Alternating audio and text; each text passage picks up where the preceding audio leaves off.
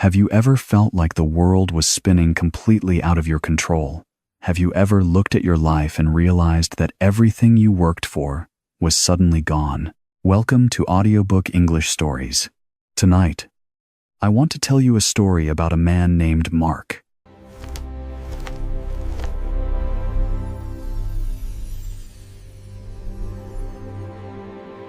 Mark thought he had everything. He had the high-paying job in a tall glass building in Chicago. He had the beautiful apartment and the fast car, but Mark was hiding a secret. Behind his expensive suits and his confident smile, his soul was tired.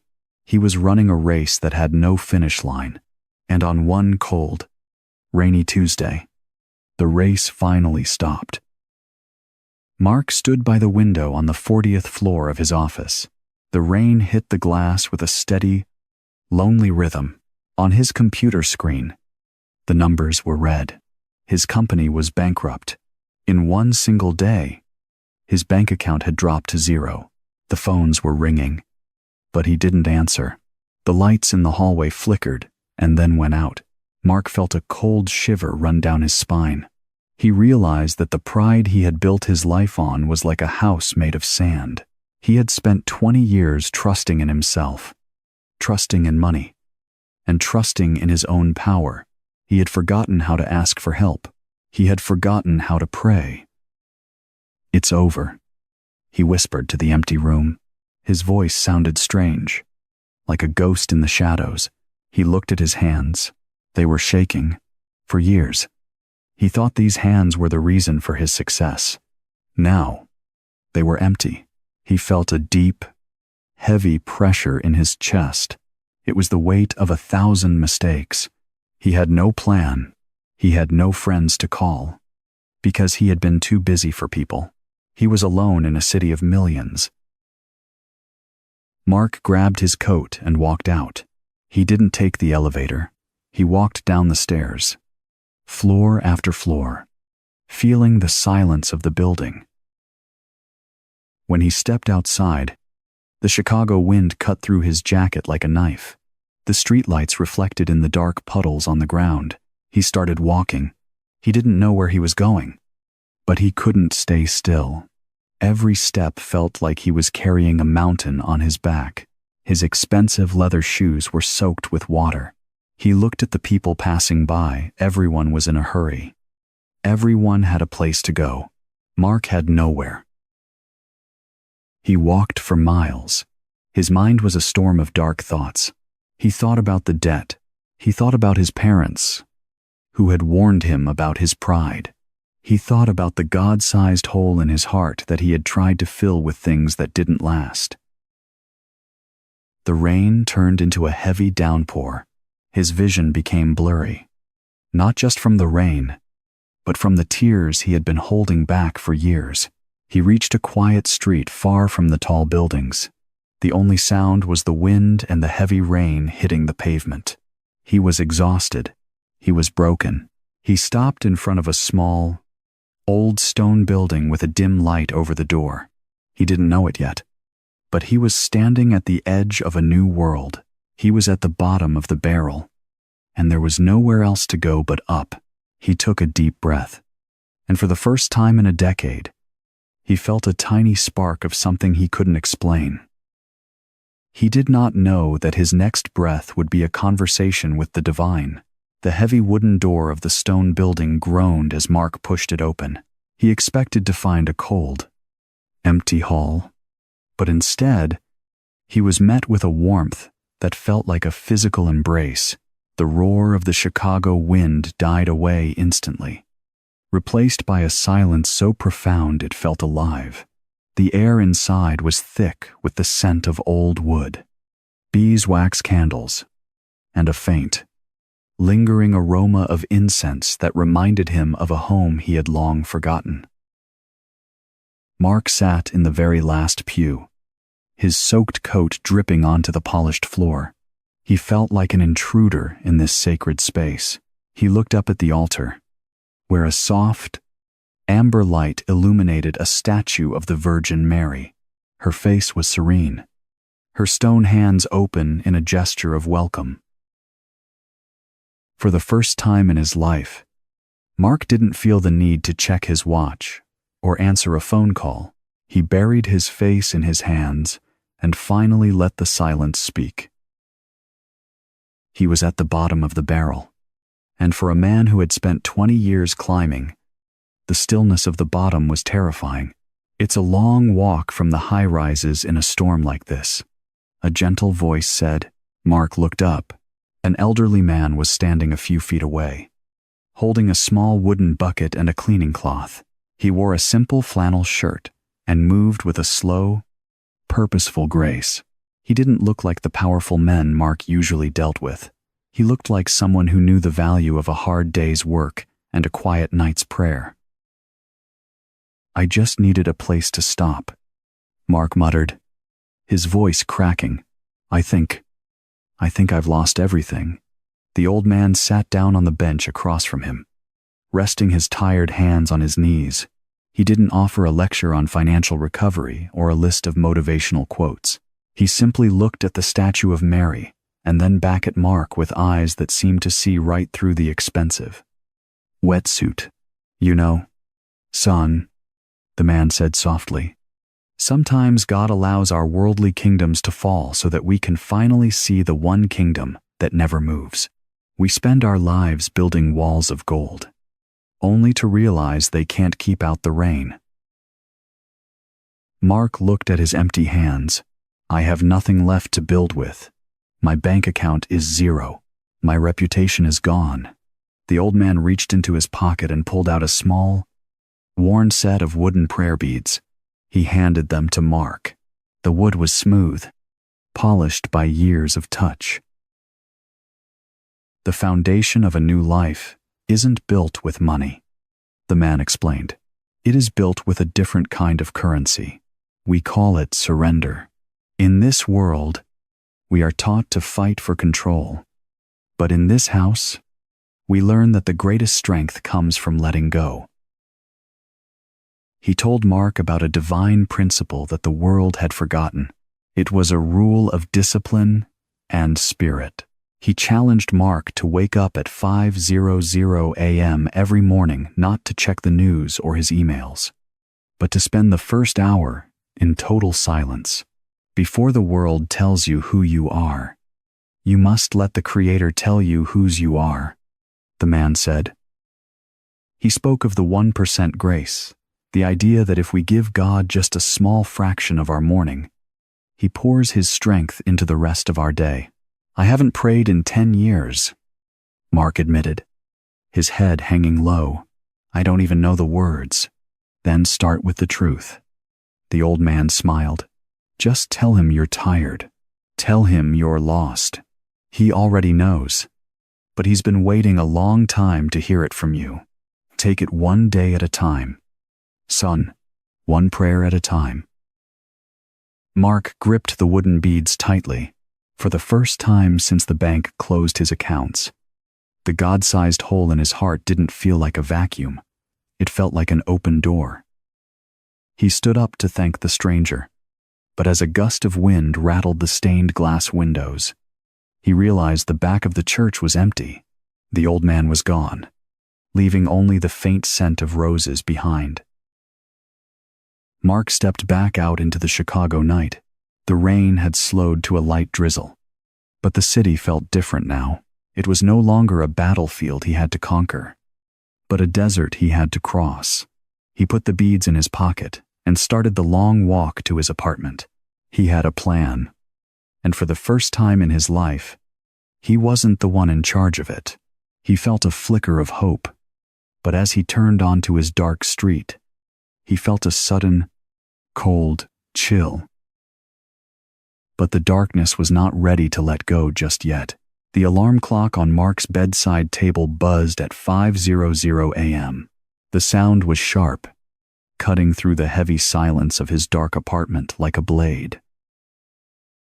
Outside, the city of Chicago was still asleep. Buried under a thick, gray fog, Mark groaned and reached for his phone, his thumb hovering over the snooze button. Every muscle in his body screamed for more sleep. His mind, usually sharp and aggressive, was filled with a familiar, dark fog. "Why are you doing this?" a voice in his head whispered. "A prayer won't pay your rent. Go back to sleep. You're a failure. Remember." But then, his hand brushed against the wooden prayer beads on his nightstand. He remembered the old man's eyes and the warmth of the small church. He remembered the 1% grace. With a heavy sigh, Mark sat up and swung his feet onto the cold hardwood floor. He didn't turn on the lights. He simply sat in the darkness, the beads clutched in his palm. "I'm tired," he whispered, his voice cracking. "I'm lost. Please, help me." For the first 30 minutes, nothing happened. His mind raced with images of his empty bank account, the red numbers on his computer, and the angry emails from his former partners. He felt foolish. He felt like a man talking to a wall. The silence was uncomfortable. It was a mirror that showed him exactly how empty his life had become without a foundation. He wanted to stand up, grab a cup of coffee, and distract himself with the news. But he stayed. He chose to endure the silence. By the fourth day, the physical exhaustion began to set in. Mark's body was used to late nights and expensive wine, not early mornings and quiet reflection. At his new, humble job, a low-level position at a local shipping warehouse, his back ached from lifting boxes. He was surrounded by men who didn't know his name or his former titles. He went from being a king in a glass tower to a ghost in a blue uniform.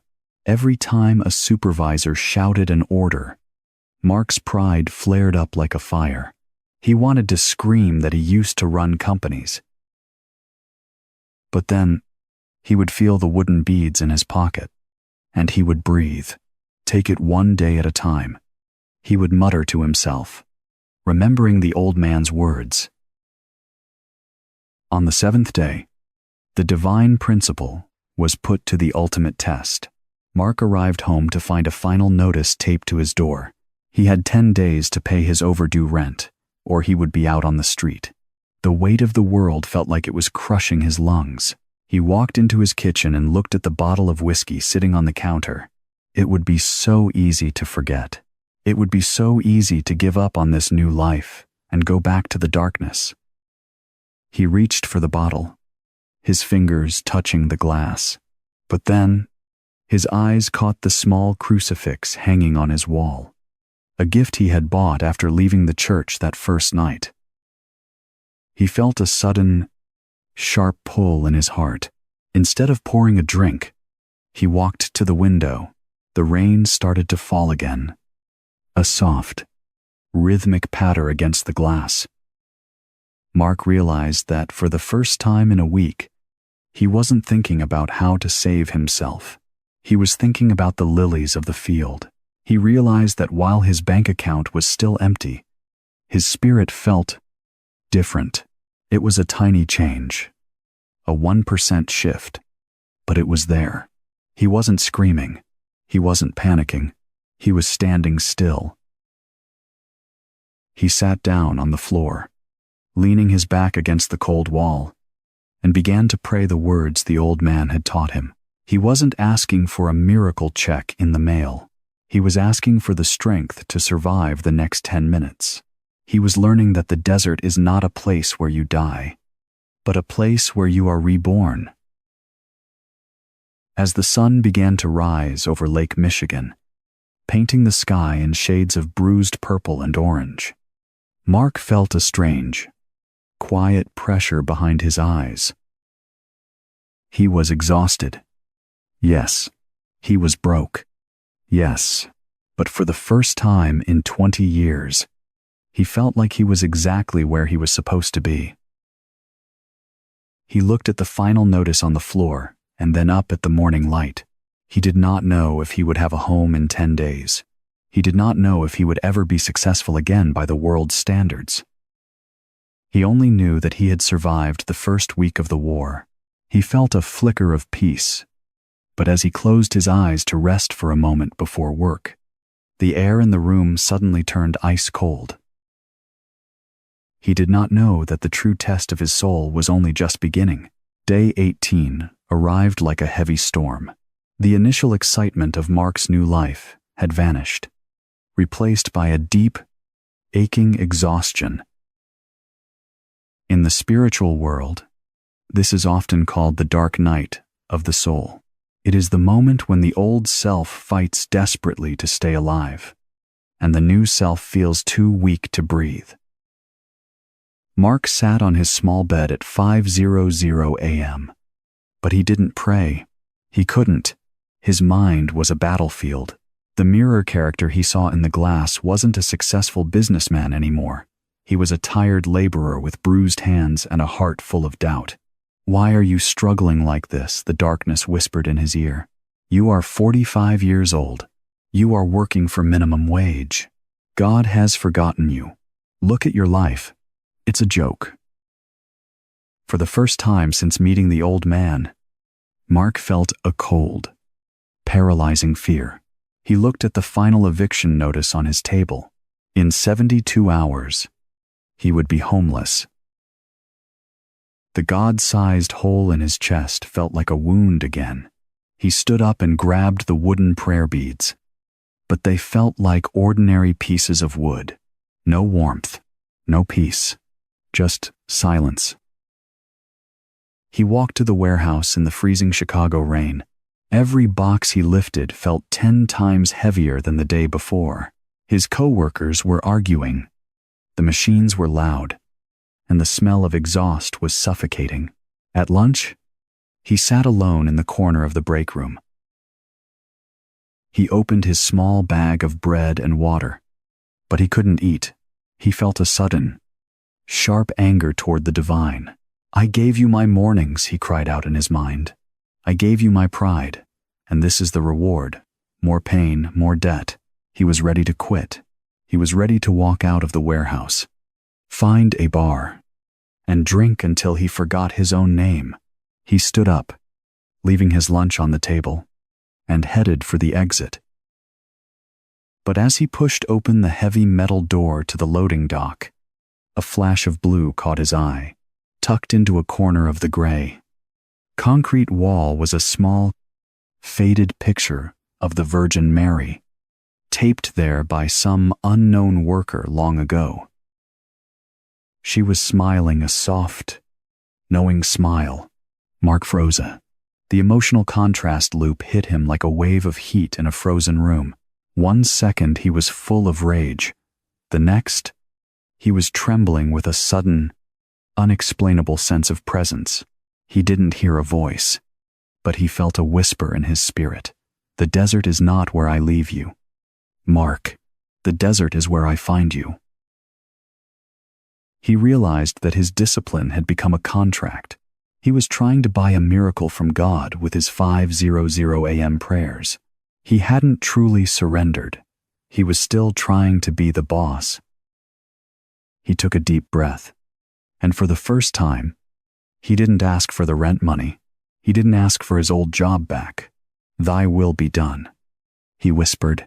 "Truly, whatever happens, let me stay with you."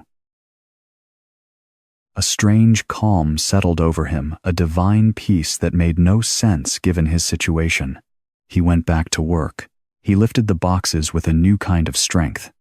Not his own, but a strength that felt borrowed from a higher source.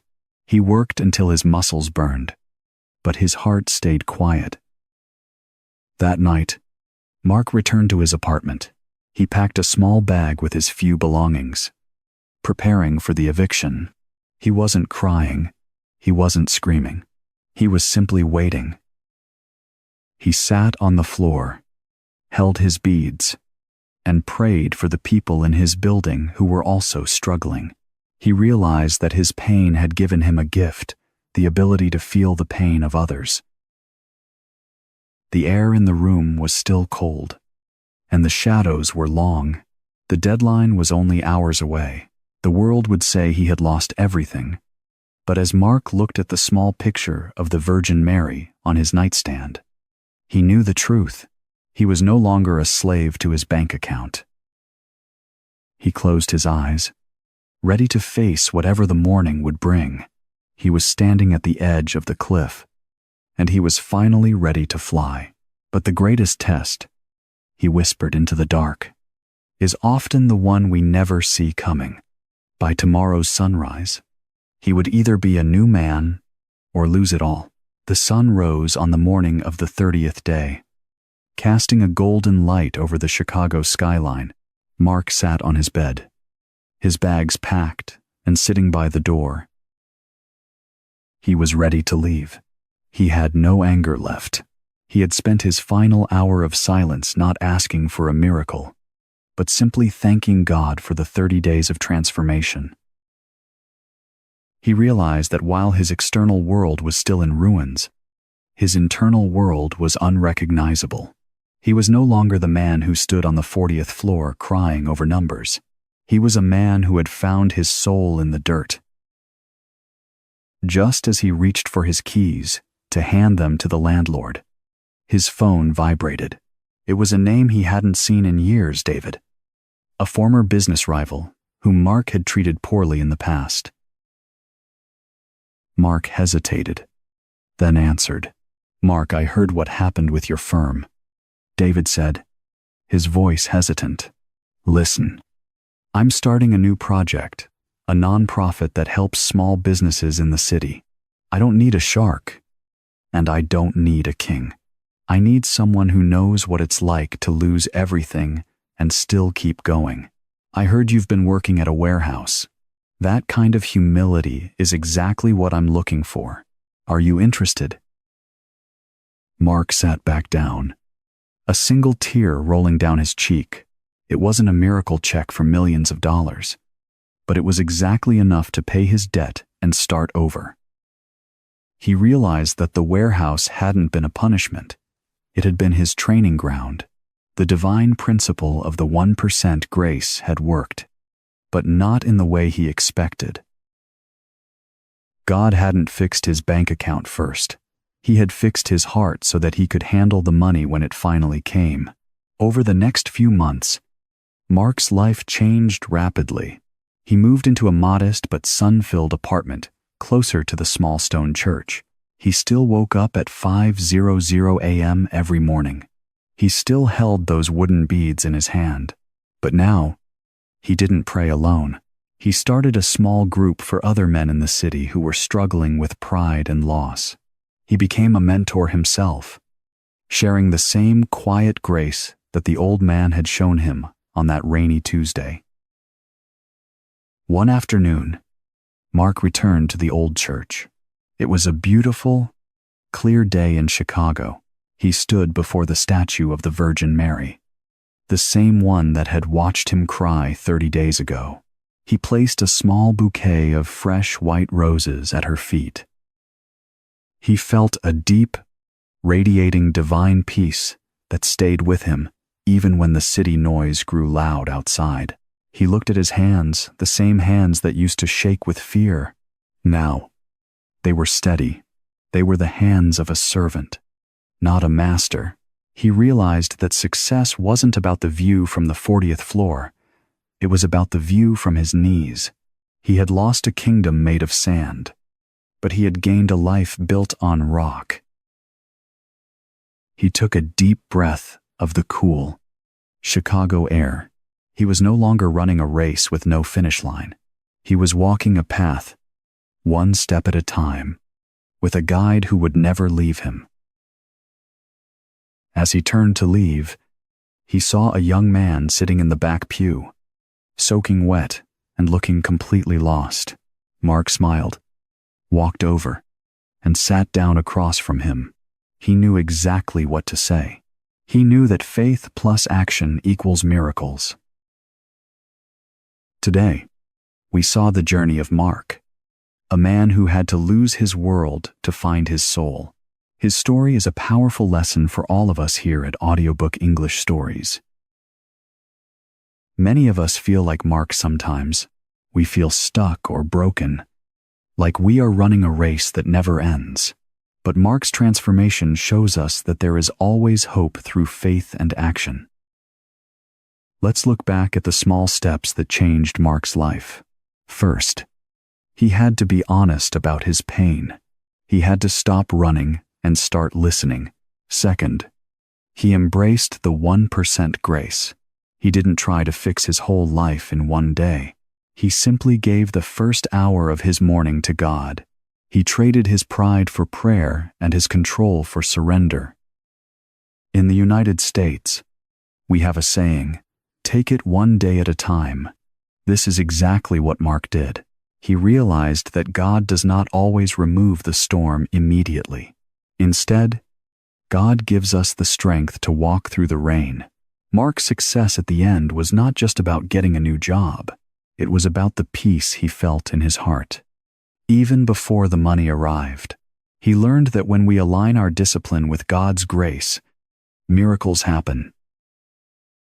If you are listening to this and you feel overwhelmed by your own storm, remember Mark. Remember that the God-sized hole in your heart cannot be filled with things that don't last. It can only be filled by the one who created you. Start small. Perhaps your 1% grace is just 5 minutes of silence tomorrow morning. Perhaps it is a simple prayer of thanks. God works in the small, quiet steps. He is waiting for you in the silence, just like he was waiting for Mark in that old stone church. You don't need to be perfect to start. You just need to be willing to take the first step. Thank you for joining us for this story on Audiobook English Stories. We hope it brought you comfort and motivation to change your life. If this story touched your heart, please share a small prayer or a commitment in the comments below. Tell us what is one small thing you will surrender today. Don't forget to subscribe to follow more bedtime stories for the soul. May you find peace, and may God bless your journey.